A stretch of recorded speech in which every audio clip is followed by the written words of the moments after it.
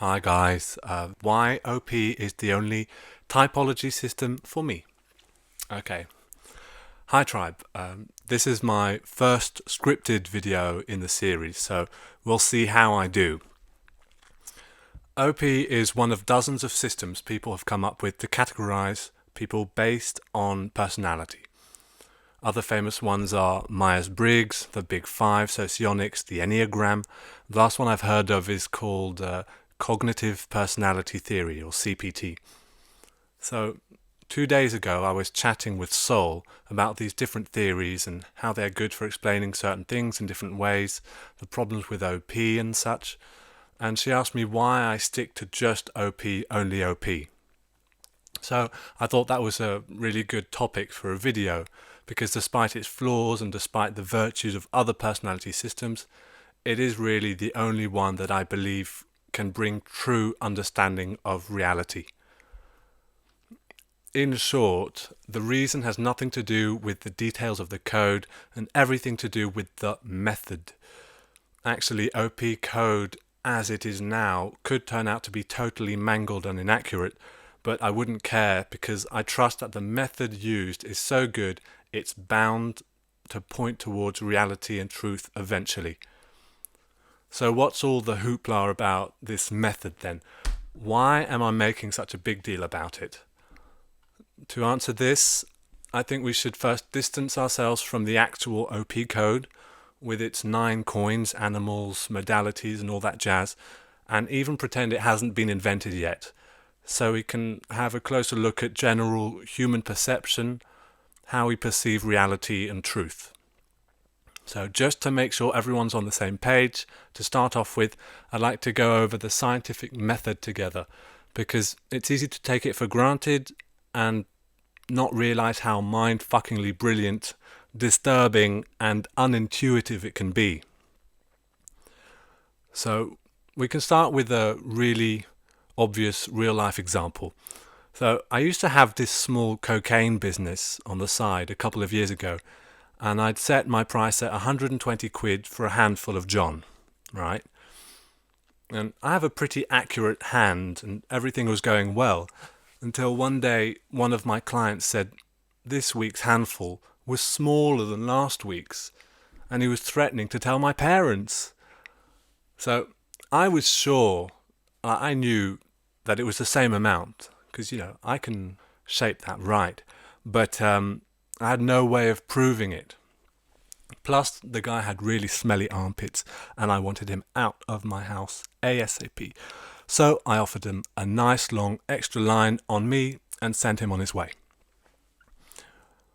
Well, I don't know about you, but I get the best ideas when I'm under the charm, and the next day my new jewellery scales I'd ordered off of Amazon arrived at my door, and from that day on I never had any problems because all my clients knew exactly how much jewellery they were getting every time. So, as you can see, without a trustworthy system of measurement, there is sometimes just no way of finding agreement between two people. And that's why science is such an amazing and useful tool. However, there is a catch. Because sometimes people are so certain that their perception is right, they'll question the validity of the measurement instead of realigning their own opinion.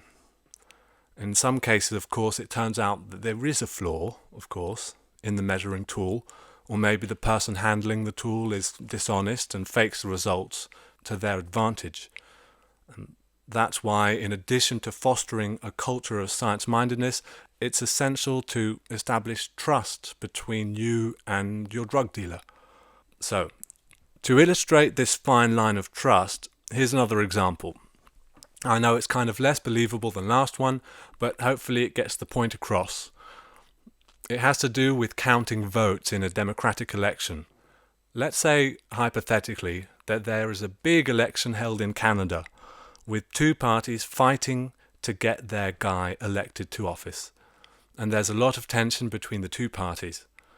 After election day, all the votes are counted, and it turns out the turd sandwich wins the most votes over the giant douche, with a comfortable margin compared to previous years. But this result is absolutely shocking to the giant douche supporters, and even more so to the giant douche himself, who is absolutely certain he was going to win.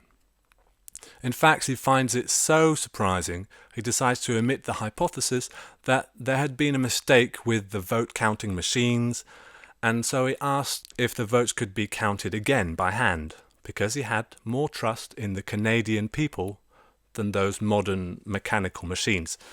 So, since many other people thought this was a plausible hypothesis, the votes were counted again by hand, and after 2 weeks of recounting by the supporters of both sides with strict rules to make sure nobody was cheating, the result came in that the turd sandwich had indeed won by a similar margin as the machines had said, and upon hearing that, the giant douche was satisfied about the validity of the election, realizing that he'd been overconfident about his chances of winning, and the transfer of power happened in friendship and harmony, with the giant douche congratulating the turd sandwich for his victory and wishing him all the best. And in fact, they became good friends and regularly play golf together on the weekend. So you see how important trust is in the objectivity of a measuring system. But it's also important that every participant be able to question their own perception of reality, which can be a really humbling thing to do. In some cases, it can even seem like your entire sense of reality is being called into question, as you are told that something you've believed for your entire life was taught to you at school, and everyone you know is convinced of actually does not line up with objective reality.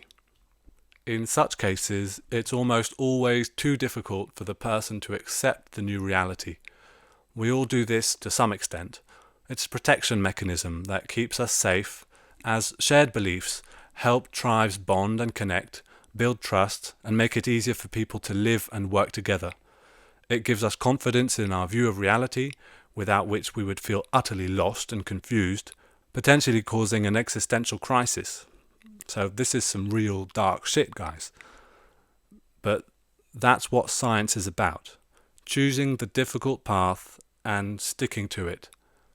Sailing out to the unknown open sea and trusting you will find solid ground somewhere out there on the other side.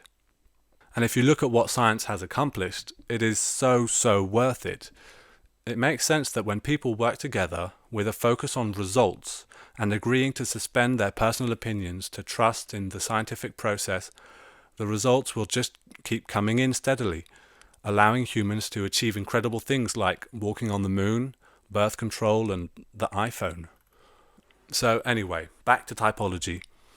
What this all means is that someone who is interested in reliably tracking reality when studying personalities has no option but to suspend all personal opinions, preferences and convictions, however strong, and go at it slowly and methodically using an objectively provable method. Does OP do this? Well, not according to scientific consensus, yet. But it's what the main forces behind the OP theory, Shan and Dave, claim to have done, and it's what they encourage people interested in learning OP to do. Tracking personality traits objectively is arguably one of the hardest things for humans to do. Even though it's clear as day that people do have different personalities, that's why the field of psychology has always had such mediocre results when compared to other academic branches. To my knowledge, IQ is the only trait that has had significant real demonstrable success in this area, and just look at how much controversy the subject causes, and understandably so. So finally, to answer the question I asked at the beginning, what is the method put forward by Shan and Dave that has me so convinced? Again, this is only what Shan and Dave claim to have done. The gist of it is this. How do you discover a personality trait in reality? 1. You find someone to work with who is different from you to give you a reference point outside yourself. 2. Since you don't actually know which personalities are actually real, you make a random guess about something that could be a personality trait, and you agree with your partner about the definition of that trait. A popular one would be introvert versus extrovert, for example. 3. Agree on a list of people to analyze, and without ever discussing beforehand, try to both independently categorize each person in the list according to the agreed upon trait. This step is the part that requires trust for people to accept the results. Working in laboratory conditions with qualified supervisors would help for that. 4. Compare the results you got and discuss the areas of disagreement. Review the agreed upon definitions of the personality trait and try again with a new list of people to categorize. And 5. Keep doing this until you start getting consistent results, meaning both operators are reliably categorizing people in the same way independently. 6. If you manage, that's evidence for the existence of this personality trait in reality.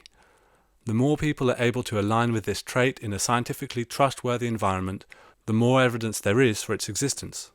So, the reason this is so difficult can be explained through what's called triangulation. Our brains instinctively believe that our view of reality is the average, and it evaluates people based on that subjective view instead of what the average person is really like. Triangulation is observing that everyone else believes that their perspective is true and concluding, seemingly against all reason, that what we value and perceive isn't the whole picture and that we do not know what matters better than most people. So it takes a lot of calibration to shift our view of what is normal to where the mean really is. To give a real-world example, have you seen the reality show Hoarders? It's a show on Netflix that looks at people who have an extreme resistance to throwing anything away in case they might need it sometime in the future. All of us have a tendency to either overgather or over-organize, but in this case, the chasm between what's objectively average and what the hoarders see as an acceptable way of life is so wide it's difficult to believe. Their houses become so full of stuff that all that's left is a narrow passage to walk through with avalanches of magazines ready to fall from either side at the slightest touch. If you ask them if they want to throw away even an empty bag of dog food, they get into a state of panic. You see, throwing away one bag of dog food would mean waking up to the mountain of other things that could be thrown away, which would mean learning how to decide what to throw away and building a habit of regularly throwing things away every day, and that's just too much to bear. And again, triangulation shows that every single one of us has some mountains in our lives that we are unwilling to face. So anyway, Dave and Shan claim to have gone through the above-mentioned scientific process of finding real personality traits and have found 9 individual factors over a span of 6 years. This all requires a lot more scientific backing up, but there you go. I'm not saying this is what other people should do by any means. It's just something I want to do, to go down the existentially threatening but reliable, methodical route of studying personality traits. And because I'd rather not have to come up with my own scientific personality theory if I can avoid it, Dave and Shan's work seems like a good resource to start with. So there you go. I hope you found that interesting. Don't hesitate if you have any questions, comments or objections. I've been Cresco. Take care. Bye.